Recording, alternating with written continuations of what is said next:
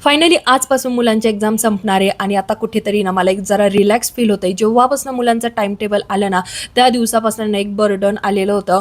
मुलांची एक्झाम सुरू झाली ना तर प्रत्येक आईवडिलांना टेन्शनच येतं, कारण मुलं एकदम रिलॅक्स राहतात आणि आपल्यालाच टेन्शन येतं.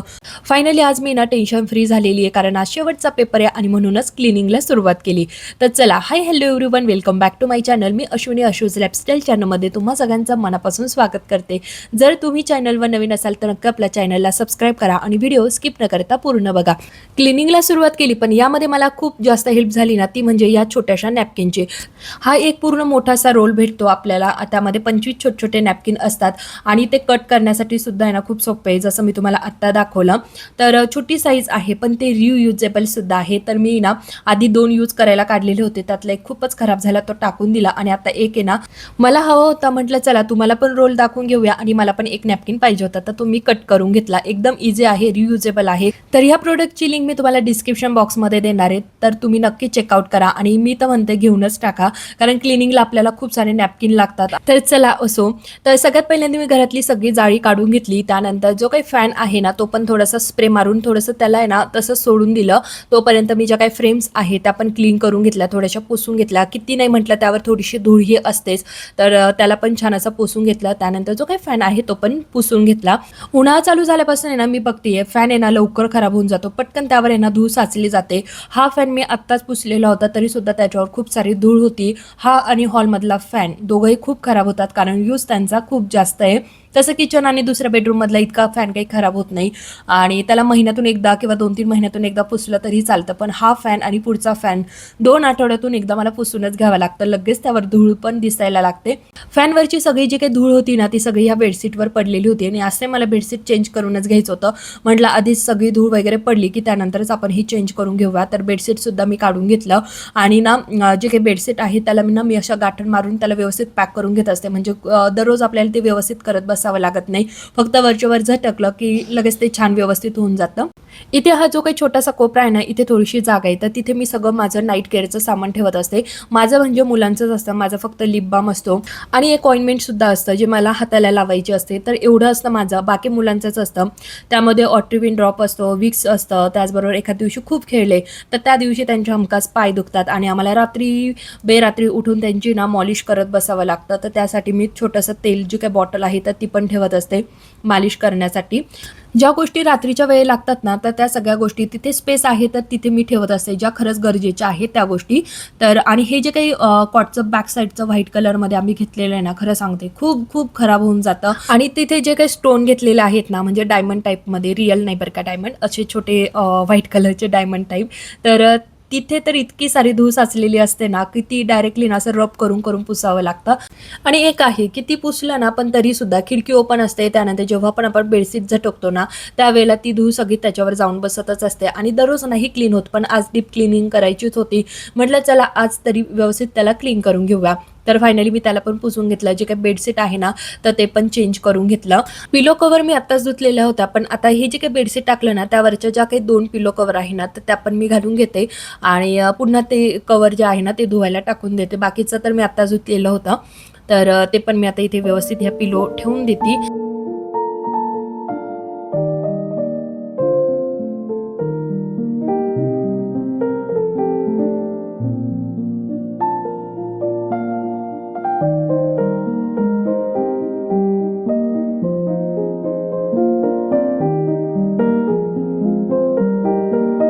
ह्या ड्रॉवरमध्ये तर आमचे सगळे चार्जरच असतात. संध्याकाळच्या वेळेला इथे इतका पसारा असतो, सगळे चार्जर असतात. माझं चार्जर असतं, अहोंचं चार्जर असतं आणि मेन म्हणजे दुधांचे ग्लासेस वगैरे असतात. ह्या टेबलवर मात्र सकाळी सकाळी इतका पसारा असतो जो मला दररोज क्लीन करूनच घ्यावा लागतो. जे काही चार्जर असतात ते ड्रॉवरमध्ये ठेवावे लागतात, ग्लासेस वगैरे किचनवर न्यावे लागतात आणि पूर्ण ते क्लीन करूनच घ्यावं लागतं. जसं आपल्याला दररोज बेडशीट चेंज करावं लागतं किंवा झटकून घ्यावं लागतं ना, त्या टाईपमध्ये हा कॉर्नर मला दररोज क्लीन करूनच घ्यावा लागतो. इकडच्या बाजूची माझी सगळी क्लिनिंग झालेली होती. होती म्हणून पडदे पण मी जरा साईडला करून घेतले आणि पडदे जर ओपन राहिले ना मग ते सगळं उजेड असा चेहऱ्यावर येतो आणि मग व्यवस्थित व्हिडिओमध्ये दिसत नाही, त्यामुळे मी त्याला बंद करून घेतलेलं होतं. विंडोज पण थोड्याशा पुसून घेतल्या आणि त्यानंतर आली इकडे ड्रेसिंग टेबलकडे. तर ड्रेसिंग टेबल सुद्धा मी व्यवस्थित क्लीन करून घेतला आणि जी काय माझ्या हातामध्ये तुम्हाला स्प्रे बॉटल दिसते ना तर तिच्यामध्ये पाणी आणि थोडंसं विम लिक्विड टाकलेलं आहे, त्यामुळे अशी पटपट मस्त क्लिनिंग होत होती. जे काही डाग वगैरे होते ना ते पण लवकर क्लीन होऊन जात होते. आरसा क्लीन करण्यासाठी सुद्धा मी हे स्प्रे बॉटलमधलं जे काही लिक्विड आहे ना तेच यूज केलं. फक्त इथे ना मी दुसरा नॅपकिन घेतला होता जेणेकरून स्क्रॅचेस नको पडायला आणि जे काही माझे छोटेसे नॅपकिन्स होते, जे काही वाईप्स आहेत ना तर ते आता मी भरपूर क्लिनिंग केली. तर आणि आरसा कसा असतो ना स्क्रॅचेस वगैरे पडून जातात, त्यामुळे मी तो नाही यूज केला. तर दुसरा नॅपकिन काढला आणि त्याने आरसा क्लीन केला. छान सुंदर असा आरसा दिसत होता म्हणून थोडेसे केस व्यवस्थित केले आणि थोडंसं मकडून घेतला.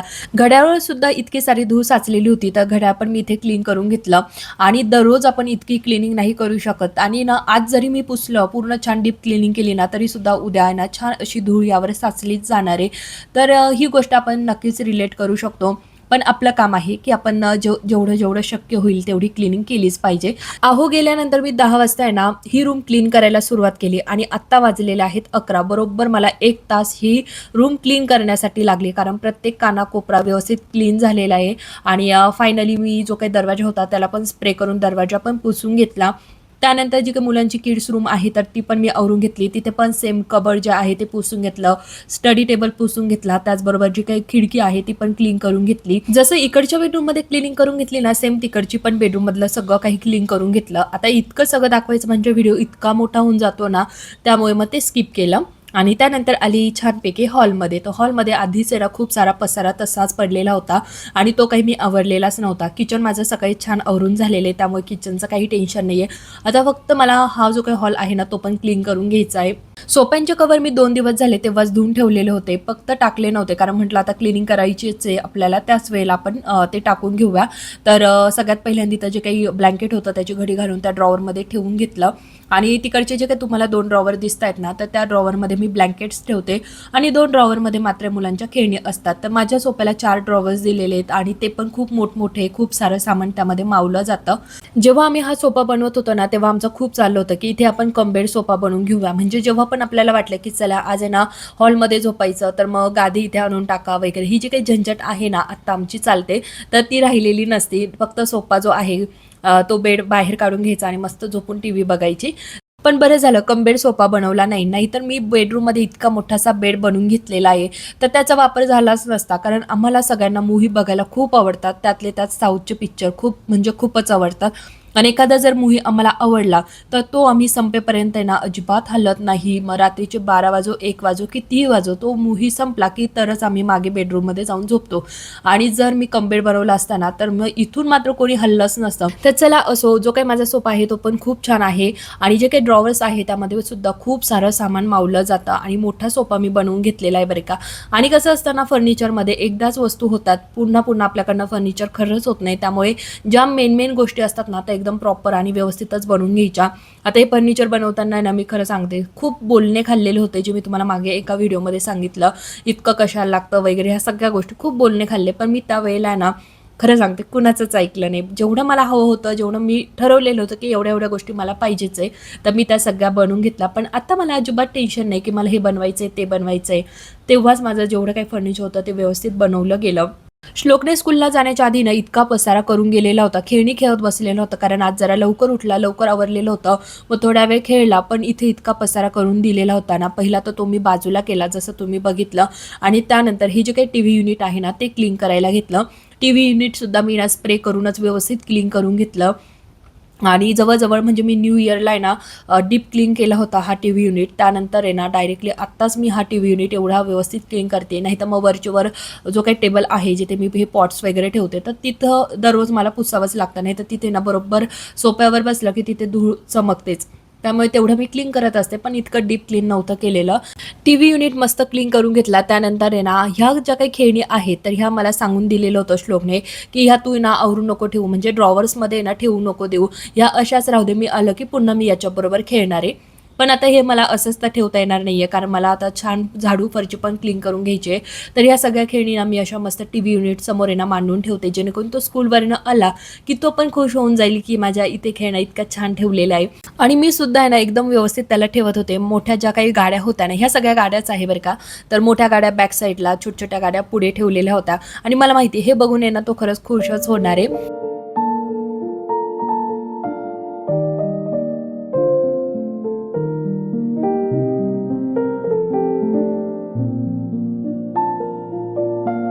सगळ्या गाड्या जेव्हा मी इथे ठेवल्या ना, ते इतकं छान दिसत होतं आणि मुलांना स्पेशली ना गाड्याच खूप आवडतात आणि माझ्या दोन्ही मुलांना ना मेन म्हणजे रिमोट कंट्रोलवाल्या गाड्या किंवा मेटलच्या गाड्या ह्या खूप आवडतात. जेव्हा पण खेळणी म्हटलं ना, तर त्यांना तेच घ्यायचं असतं, बाकी दुसरं काही नाही. पण जेव्हा पण रिमोटवाली गाडी आणली जाते ना, तर ती 1.5-2 महिने ना व्यवस्थित राहते. पण त्यानंतर रिमोट कुठे आणि गाडी कुठे असं होऊन जातं आणि सध्या आम्ही ना खेळणी घेणंच बंद केलेलं आहे. जे काही स्कूलचं सामान असेल, स्टेशनरी किंवा कोणती वस्तू असू द्या, तीच आम्ही त्यांना शक्यतो घेऊन देतो. हे खेळणी वगैरे आता जवळजवळ बंदच करून टाकलेलं आहे. म्हणजे खूपच कधीतरी मग घेतली तर घेतली, नाहीतर मग शक्यतो नाहीच. फॅनला पण मी छान असं पुसून घेतलं, घड्याळ पण क्लीन करून घेतलं आणि आज घरातले सगळे बल्ब्स त्याचबरोबर ट्यूबलाईट तर त्या पण मी क्लीन करून घेतलेल्या आहे आणि फायनली जो काही माझा टिपवा आहे त्याला पण आता पुसून घेते. आणि आज मात्र मी ना खूप छान माझे दोन्ही बेडरूम्स त्यानंतर हॉल एकदम छान डीप क्लीन केलेला आहे आणि याच्यानंतर वेळ येणार आहे ती म्हणजे किचनमधले मला भांडे त्याचबरोबर डबे सुद्धा क्लीन करून घ्यायचे. पण ते काम करण्यासाठी कधी मुहूर्त लागेल ना काही सांगता येत नाही, पण जेव्हा करेल तेव्हा मी नक्कीच तुमच्यावर शेअर करणारच आहे. आणि खरंच घरामध्ये जेव्हा आपण अशी डीप क्लिनिंग करतो ना तेव्हा इतकं फ्रेश वाटत असतं आणि जेव्हा आपण काम करतो ना मनापासून काम करतो ना तेव्हा वेळ कधी निघून जाते ना कळतच नाही. जो काही मेन डोअर आहे ना तो पण क्लीन करून घेतला, थोडंसं स्प्रे केलं आणि त्याला पण व्यवस्थित पुसून घेतला. मेन डोअर पुसून घेतल्यानंतर माझं फायनली सगळं आवरून झालेलं होतं. त्यानंतर मी झाडून घेतलं, पण 1 वाजत आलेला होता आणि मला श्लोकला पण स्कूलला घ्यायला जायचं होतं. त्यामुळे मग पुसण्याचं जे काही काम आहे तर ते मी म्हटलं त्याला घेऊन आले की त्यानंतरच आपण घरं पुसून घेऊया. पण झाडून घेतलं आणि लगेच त्याला घ्यायला गेलेली होती. आज घरामध्ये इतकी छान डीप क्लिनिंग झाल्यामुळे ना मला इतकं फ्रेश आणि इतकं रिलॅक्स वाटत होतं ना की काय सांगू. जसं मी तुम्हाला सांगितलं होतं की श्लोक गार्डनला बघून खूप खुश होणार आहे, तसंच आल्या आल्या त्याचं लक्ष तिकडेच गेलं आणि लगेच गार्डन बरोबर खेळायला लागला. तर चला, कसा वाटला तुम्हाला माझा आजचा हा व्हिडिओ? आवडला तर नेहमीप्रमाणे लाईक, शेअर, सबस्क्राईब, कमेंट्स करा. हाईप करायला सुद्धा विसरू नका. भेटूया पुढच्या व्हिडिओसोबत. Bye bye.